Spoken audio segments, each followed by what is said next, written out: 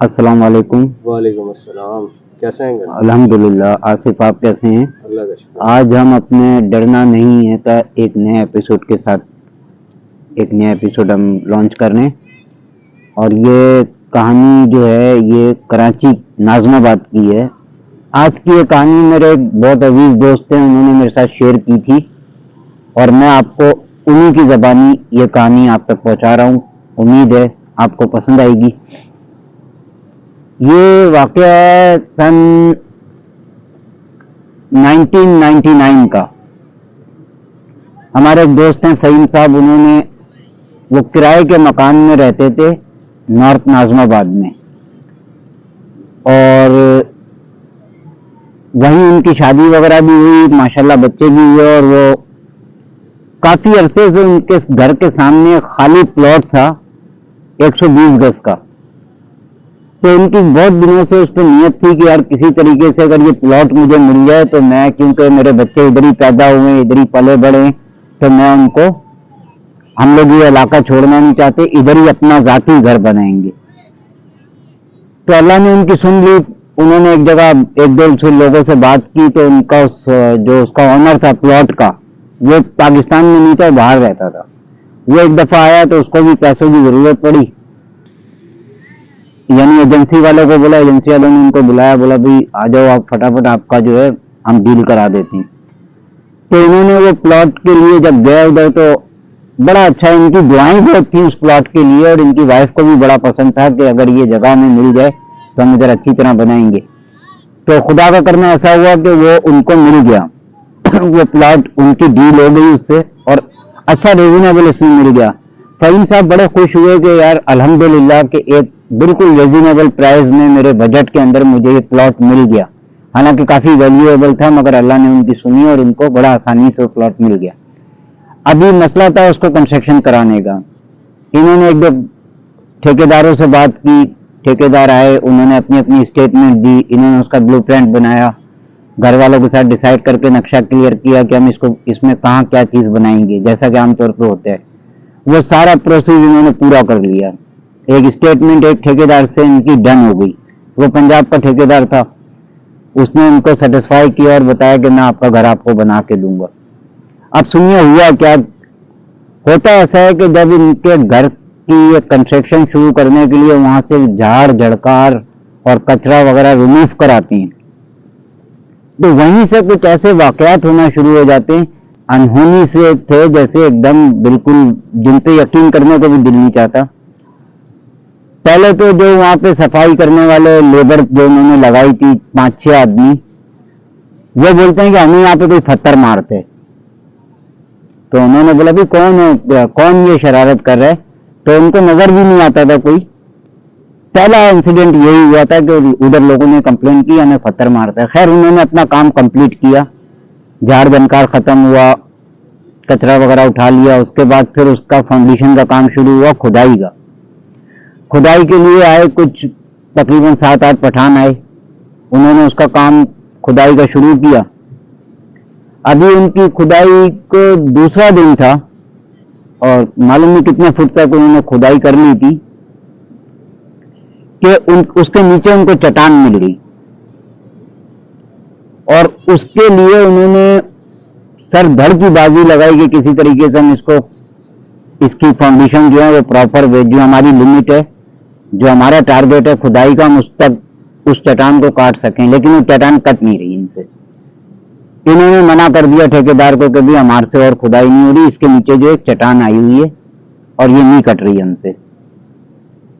तो ठेकेदार ने फिर दूसरे मजदूर बुलाए, नई मशीनें मंगाई, ड्रिल मंगाई उसने। तो बहुत मुश्किल से ये जो काम 1 दिन का था या 2 दिन का, इसमें लग गया 6 या 7 दिन। वो एक एक फुट करके उन्होंने बड़ी मुश्किल से अपने टारगेट तक उधर खुदाई करी, फाउंडेशन डालने के लिए, बुनियाद डालने के लिए। अब जब इनकी बुनियाद का काम शुरू हुआ तो सबसे पहले तो इनका पूरा सीमेंट खुद ब खुद गीला हो गया। जो तिरपाल से ढका हुआ रखा था उसमें तकरीबन इनकी 8-10 बोरियां गीली हो गई। मजदूर कहते हैं हमें यहाँ पे कोई आदमी नजर आता है, वो तकरीबन कोई 15-16 साल का बच्चा है, वो आता है और काले सी शक्ल का है, बड़े उजड़े हुए बाल हैं उसके, और उसके अंदर जो है वो इधर हमने देखा है उसको, वो बात नहीं करता है और बस आता है, इसके ऊपर पानी की बाल्टी फेंकता है हमारे ऊपर और भाग जाता है। तो वो बात भी फहीम साहब ने अवॉइड कर दी, बोला छोड़ो कोई ऐसा नहीं यार, कौन होगा, मोहल्ले का ही होगा। फहीम साहब के जहन में पहला ख्याल ये आया कि मैंने जो प्लॉट खरीदा इस पर बहुत सारे लोगों की नजर थी, तो ये कोई दुश्मनी में ऐसा कर रहा है मेरे साथ, या हमें डरा रहा है या वहम में डाल रहा है। तो एक पड़ोसन आई, उनकी एक काफी ज़ईफ औरत थी, उसने बताया कि आपने प्लॉट लिया है, इससे पहले जिनका ये प्लॉट था वो भी इस प्लॉट के ऊपर उन्होंने तामीर नहीं करवाई थी और वो मुल्क से बाहर चले गए थे, क्योंकि इस प्लॉट के ऊपर जिन्नात का कब्जा है। फहीम साहब जरा एजुकेट पर्सन है, उन्होंने इस चीज को अवॉइड किया, बोला कि नहीं ऐसा कुछ नहीं होता, जिन्नात वगैरह नहीं होते, मैं नहीं बिलीव करता इन बातों पे। हाँ, तो बड़ी भी आई, बड़ी भी ने उसको बताया कि आपसे पहले जिनका प्लॉट था उनके साथ भी कुछ इधर ऐसे अनहोनी वाक़े हुए, जो उन्होंने इसके ऊपर तामीर करने से मना कर दिया, और उनके बच्चों को बड़ा वो परेशानी में रहते थे, बड़े बीमार रहने लगे थे, और उनको बहुत एक कोई 15 साल का जिन है, 15-18 साल का बच्चा है काले रंग का, और वो उनको उनके बच्चों को नजर आया था। तो उसने बोला कि 2 दिन पहले मुझे हमारे मजदूर ने भी यही बात बताई है जिन्होंने चट्टान काटी है, वो लोग बता रहे थे कि यहाँ काले रंग का आदमी है, वो लड़का है, वो आता है, दूर खड़ा हुआ हम लोग को गुस्से से देखता है और ऐसे मिट्टी उछाल के भाग जाते हैं और गायब हो जाते हैं। तो उसने, बुढ़िया ने बोला कि ये जो है ये वाकई हो सकता है ये वही जिन्नात है, उन लोगों को इसने बड़ी तकलीफें दी थी। आखिरी में उन्होंने इधर घर बनाने का प्रोग्राम पोस्टपोन किया, आगे एक दूसरी जगह पे उन्होंने एक बनाया फ्लैट खरीदा और उसमें शिफ्ट हो गए थे, और वहीं से वो लोग बाहर चले गए पूरी फैमिली। एनीवे, सो फहीम साहब तो बड़े खुश थे कि उनकी अल्लाह ने सुन ली थी, उनकी तामीरात शुरू हुई, और इसी तरह तकरीबन 3 से 4 महीने में उनका घर कंप्लीट हो गया, और उसकी फिनिशिंग वगैरह इन्होंने कराई, उसके अंदर यानी बाकायदा फर्नीचर वगैरह जो कुछ था इनकी वाइफ ने डिसाइड किया और वो डाला। हर इंसान की तमन्ना होती है अच्छे से अच्छे घर की, इन्होंने बड़ी मेहनत से और बड़ी अच्छी तरह से उस घर को अरेंज किया, उसको डेकोरेट किया। जब इनकी वाइफ ने उस घर के अंदर पहला दिन निकाला है, पहली आग, तो सबसे पहला इंसिडेंट ये हुआ कि उसने बोला कि ठीक है, मैं यहाँ पे जो ना कुरान खानी कराऊंगी, नया घर है और मैं सब अपने घर वालों को और सब अजीज क़रीब को बुलाऊंगी और यहाँ पे कुरान खानी करेंगे। इनके घर में ये प्रोग्राम डिसाइड हुआ है कि कब करनी है और ये लोग रात को सोएं। तो रात को इनके घर के अंदर पहले तो 2 दरवाजे खुद ब खुद गिर गए, 9 घर के 9 बने हुए दरवाजे टूट के गिर गए, यानी किसी ने जैसे तोड़ दिया गया उनको, यानी कोई ऐसा लग रहा था कि जैसे किसी ने इनको हथौड़ियों से या हथौड़े से मार के तोड़ा है। इवन ये कि स्टील के लोहे के जो गेट होते हैं, मेन गेट का दरवाजा, वो भी गिर गया, और उसके अंदर इनका छोटा बच्चा उसकी जद में आते आते बचा। तो दूसरे दिन सुबह फिर इन्होंने मजदूर बुलाए, बोला भाई आज हमारे यहाँ कुरान खानी है और ये इसको जो है ये ऐसा हो गया, तुमने कैसे बनाए थे? उन्होंने बोला भाई हमने तो सही बनाए थे, आपको सही हैंड ओवर दिए। तो वो दोबारा इन्होंने बना के दरवाजे लगा दिए। अभी इनके घर में शाम को कुरान खानी होती है, जब कुरान पढ़ा जाता है ना, तो उस घर में इन्होंने हालांकि अगरबत्तियां लोबान वगैरह काफी वो जलाया हुआ था, मगर उसके साथ ही जो अंदर आता है वो बोलता है अजीब सी बदबू आ रही है घर में। तो भाभी बोलती है कि भाई ये लोबान जल रहा है, इसकी बदबू है, बदबू नहीं है बल्कि खुशबू है ये तो बोला नहीं, हमें ऐसा कुछ महसूस हो रहा है।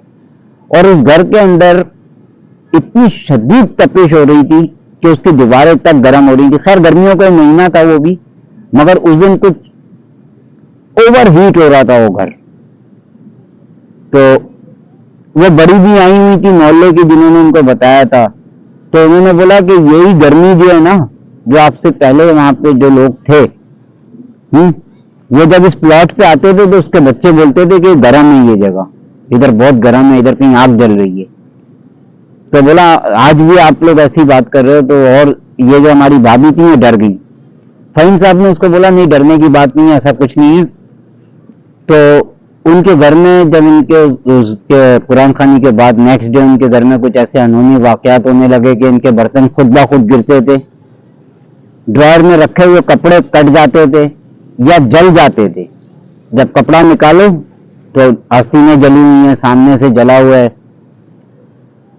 और पूरे घर के अंदर एक अजीब सी स्मेल रहती थी, एक अजीब सी स्मेल जो कि लफ्जों में नहीं बता सकते आपको।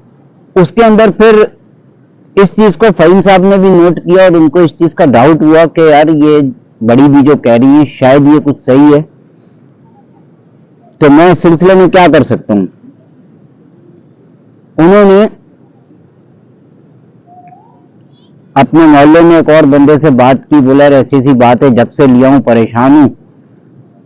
तो उस बंदे ने बोला आप एक काम करो, आपकी जो कॉस्ट आई है या जो खर्चा आया है ये प्लॉट वगैरह लेके इसको बेचने की कोशिश करो, इसको निकालो, ये जगह भारी है, ये जगह गर्म है, यहाँ आए दिन बीमारियां और इस किस्म की जो चीजें हैं वो आपकी फैमिली को हमेशा परेशान करेंगी। अब ये राजी नहीं कि यार इतनी मेहनत से, इतने साल इंतजार के बाद मेरे को ये मिला और मैंने इतनी मेहनत से इस घर को बनाया, मैं इसको कैसे छोड़ दूं। तो उधर ये बात करके आए, रात को ये अपने घर में बैठे हुए अपने ड्राइंग रूम में टीवी देख रहे थे कि इनके टीवी की स्क्रीन खुद ब खुद टूट गई, देखते देखते खुद ब खुद चटक गई।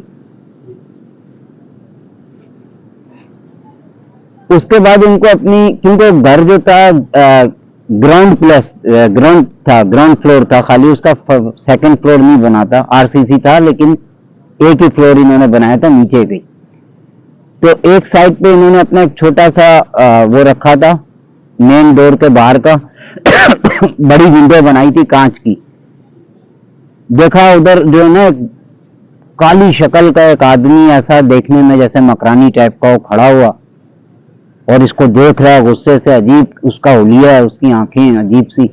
तो ये समझो कोई हीरोइनची है, हीरोइन वगैरह पी के इधर खड़ा है। इन्होंने उसको बोला हट इधर से, क्या कर रहा है इधर।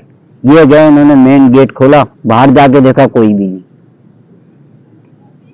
अब ये डर गए, इन्होंने बोला कि नहीं, मैं जो इतनी बातें सुन रहा हूं हो सकता है ये वही हो। ये फिर उस इमाम के पास गए, इन्होंने जाके वो इमाम साहब को बताया ऐसी ऐसी बात है, रात को तो मैंने अपनी आंखों से देख लिया। उन्होंने कहा कि भाई मैं इन चीजों को मानता नहीं, मैं नहीं पढ़ता इन चीजों में, लेकिन एक साहब हैं जो इस किस्म का इल्म जानते हैं, हम आपको उससे मिलाते हैं, आप उसके पास चलें और उनको लेकर आए। वो एक बंदे को लेकर आए, वो आया, उधर आकर उसने अपना पूरा सेटअप लगाया और उसके बाद उसने पढ़ाई शुरू की। बोला अभी नहीं है, चीज चली गई है, और इनसे 15,000 रुपए लिए और चला गया। बोला अभी चीज नहीं है, आपको वहम हो रहा है, इधर कोई चीज नहीं है। रात को, उसी दिन रात को कोई 12-1 बजे के टाइम फहीम साहब और उनकी वाइफ कमरे में, इनका 7 साल का या 8 साल का बच्चा साथ ही था, वो भी सोया हुआ है, तीनों सोए हुए कि इनकी वाइफ को किसी ने चमाट मारे, और बाकायदा ऐसे चमाट मारे कि उसके गालों के ऊपर निशान थे। तो वो चीख मार के उठी, बोली क्या कर रहे हैं आप ये आप। तो उसने बोला वो भी घबरा के उठ गए कि मैंने क्या। बोला नहीं, मेरे को थप्पड़ मारे हैं, ये देखो, और वाकई उसके चेहरे के ऊपर निशान थे। अब ये डर गए दोनों। इतने में वही एक छवि जैसी आई, काले रंग का बच्चा 15-16 साल का, एकदम कमरे के अंदर आता है, साए की तरह, जैसे दीवार पे एक शेड नहीं आता है इस किस्म का। बोलता है तुम लोग मुझे भगाओगे, ये मेरे बाप दादा का घर है, तुम लोगों ने मुझे भगाने की, मुझे मारने की, मुझे पकड़ने के लिए जिसको भी लेकर आए हो, उल्टा वो मर जाएगा, मेरे को कोई नहीं पकड़ सकता, और तुम लोग जितना हो सके इधर से चले जाओ, दफा हो जाओ, ये हमारे बाप का घर है, हमारे बाप दादा की जगह है, ये हम यहाँ कई सालों से रह रहे हैं। तो वो एक परछाई टाइप की चीज ने इनको ये बात की, मगर ये पहचाना जा रहा था कि वो बंदा ऐसा था जैसे मकरानी टाइप का, बदआवाज सा, और बड़ी बड़ी आंखें उसकी, और सुर्ख आंखें, एकदम ऐसा हीरोइनची टाइप का बंदा। तो इन्होंने दूसरे दिन पूरी रात ये लोग बैठे रहे, दरूद पढ़ते रहे, आयतल कुर्सी पढ़ते रहे दोनों मियाँ बीवी, और सुबह फिर ये गए इमाम के, फजर में गए इमाम साहब के पास। वाइफ बोलती है मैं 5 मिनट भी इधर नहीं रुकूंगी। और उसको रो रो के बुरा हाल, वो बोलती है कि 2 मिनट के लिए भी आप मुझे, उसने बोला मैं फजर पढ़ने जा रहा हूँ, मैं वापसी में इमाम साहब को लाऊंगा, बोलती है नहीं। वो कुरान पाक हाथ में लेके बैठी रही, अपने बच्चे को अपनी गोद में रख के, बोलती है नहीं तुम नहीं जाना, मैं अकेली नहीं रहूंगी यहाँ। खैर वो हिम्मत करके उन्होंने बोला कि देख कुछ नहीं, तेरे हाथ में कुरान है, तू सूरह यासीन पढ़ती रहे और दम करती रहे अपने चारों तरफ, कुछ नहीं होगा, मैं बस खाली फजर पढ़ के आ रहा हूँ और इमाम साहब को बताता हूँ। वो गए इमाम साहब के पास, उनको जाके बताया कि रात को ऐसा ऐसा हुआ और जो अंदेशा था वो सही बात है, अब तो मैंने खुद इसको एक्सपीरियंस किया। इमाम साहब ने बोला ठीक है, मैं उस बंदे को फोन करता हूँ। कल वो क्या करके गया? बोला कुछ नहीं, खाली पैसे लेके चला गया, बोलता इधर तो कोई चीज नहीं है। उन्होंने बोला ठीक है, मैं उससे बात करता हूँ। फिर उन्होंने दोबारा उस बंदे को फोन किया, वो आया, कहने लगा आप ये नहीं समझना कि मैं आपसे पैसे लेके चला गया और मैंने आपसे कोई फ्रॉड किया। मैं कसम खा रहा हूँ कि मेरे को यहाँ कल ऐसी परछाई तक नहीं नजर आई थी। लेकिन आज मैं अब उसने अपने एक और साथी को बुलाया, बोला आज हम लोग पढ़ाई करते हैं और मुझे कुछ चीजें चाहिए, आप पहले तो मुझे काले रंग की मुर्गी ला दें या एक काला बकरा ला दें छोटा, सत्ते के लिए। और अपने बच्चे को और अपनी बेगम को आप यहाँ से भेज दें, आप हमारे सामने रहें। उनको पड़ोस वाले घर में भेज दें या कहीं और भेज दें, लेकिन इन दोनों बच्चे को और बीवी को भेज दें। फहीम साहब बताते हैं कि जी ठीक है, मैंने उनको उसके कहने पे ऐसे ही किया, पड़ोस वाली आंटी के घर पे उनको भेज दिया, वाइफ मेरी उधर चली गई, इन्होंने अपना काम शुरू किया। कोई असर के टाइम मैं बकरा भी ले आया और वो ला के इन्होंने क्या किया, बकरे को घर के ड्राइंग रूम में काटा, उसकी गर्दन काटी, तकबीर पढ़ के उसकी गर्दन काटी और उसके खून के अंदर इन्होंने सफेद रंग के कपड़े को डिप किया, उस कपड़े को इन्होंने दरवाजे पे टांग दिया, हैंग किया, और उसके बाद इन्होंने पढ़ाई शुरू की। देखा वही परछाई जो रात को हमें कह रही थी कि हमारे बाप दादा का वो है, वो कमरे के अंदर आया, आके उसने जो है ना एक तरीके से उधेड़ दिया हर चीज को। वो कपड़ा पहले उड़ता हुआ आया, वो जो पढ़ाई कर रहे थे उनके मुंह पे आके गिरा, खून से भरा हुआ कपड़ा। तो उन्होंने बोला डरना नहीं, घबराना नहीं, आप लोग बस वो पढ़ाई करते रहे, कुरान पाक की तलावतें पढ़ते रहे वो। और उसके बाद जो है इन्होंने किसी चीज को ऐसे करके पकड़ा हुआ और हिल गए पूरा, ऐसा जैसे कि एक रेसलिंग में एक दूसरे को पकड़ा जाता है, तो इन्होंने ऐसा लग रहा था कि किसी चीज को पकड़ा हुआ है, जकड़ा हुआ है। तो बस ये उसको यही कह रहे थे कि तू है कौन। उसने बोला कि हम बस, यानी उस साइड की आवाज नहीं आ रही थी, फहीम साहब बता रहे हैं, बस ये जो एक साइड की कन्वर्सेशन हम सुन रहे थे कि ये मौलाना साहब ने उसको बोला तू कौन है, फिर मौलाना साहब ने उसको बोला कि नहीं ऐसा हो नहीं सकता, तू जा, ये इंसानों की जगह है, तुम लोग की ये जगह नहीं है। बोला नहीं हम इधर ही रहते हैं, हम यहाँ पे जो हमारे बाप दादा यहाँ रहते थे और जो यहाँ पे लोग बाथरूम करते थे और जो यहाँ पे अपना डस्टबिन फेंकते थे, वो हमारे लिए हमारी खुराक थी, और ये जो है हमारी अपनी जगह, हम यहाँ को इसको नहीं छोड़ेंगे, हम किसी भी हाल में, अगर ये नहीं यहाँ से जाएंगे तो इनको बहुत नुकसान उठाना पड़ेगा। उन्होंने बोला नहीं ये तो नहीं जाएंगे, अब आप जाओगे, अगर आप नहीं गए तो मैं आपको अपने कब्जे में करके कैद कर दूंगा। तो यही बात होती रही उसकी आपस में, और वो फहीम साहब बताते हैं कि हमने कारी साहब को देखा, वो कुछ पढ़ते रहे। उसके बाद वो कपड़ा था, हालांकि गीला खून में कपड़ा था, खून वाला गीला कपड़ा, अनबिलीवेबल बात है कि उसके अंदर आग लगी जैसे पेट्रोल को लगती है। उसके अंदर आग लगी और वो कारी साहब ने वो कपड़ा ऐसे उठा के यूं करके फेंका उसको दीवार की तरफ, वो दीवार पे जाके लगा कपड़ा, उधर निशान आया, और निशान आके जब वो कपड़ा गिरा तो उस जगह पे जहां उन्होंने कपड़ा फेंका था उधर उसी बंदे की, उसी काले शक्ल वाले बच्चे का अक्स आ गया दीवार के ऊपर, एक शेड बन गया फोटो। उसको मैंने नेक्स्ट डे कैप्चर करने की कोशिश की कि मैं इसको जो है, इस फोटो को जो ये आया है मैं रिकॉर्ड करूं और मैं बताऊं लोगों को, लेकिन वो मेरे कैमरे में सिर्फ दीवार का वो आ रहा था, देखने में नजर आ रहा है, मुझे नजर आया, मेरे पड़ोस की आंटी को जिन्होंने बोला था कि इधर कोई आसेब है उनको नजर आया, कारी साहब देख रहे थे, उनको सब देख रहे थे कि जिस जगह कपड़ा जला के फेंका था ना वहां पे एक शेड बन गया था। असल में वो जगह थी जिन्नातों का बसेरा था वहाँ पे, बहुत कदीम जगह थी पुरानी, और उसके बाद वहाँ आसपास आबादियाँ बनती रहीं और वो जगह रही खाली, उसके ऊपर इनका कब्जा रहा। उसके बाद उसके जिन्नात के जो बच्चे के जो वालिदैन थे या कोई भी थे XYZ, वो कहीं चले गए या उनका इंतकाल हो गया, लेकिन ये बच्चा जो था ये मानूस था इस जगह से, इधर के लोगों से, यहाँ के इलाके से, तो उसने वो इधर के लिए एग्री नहीं था, उसने यहाँ पे किसी को टिकने नहीं दिया।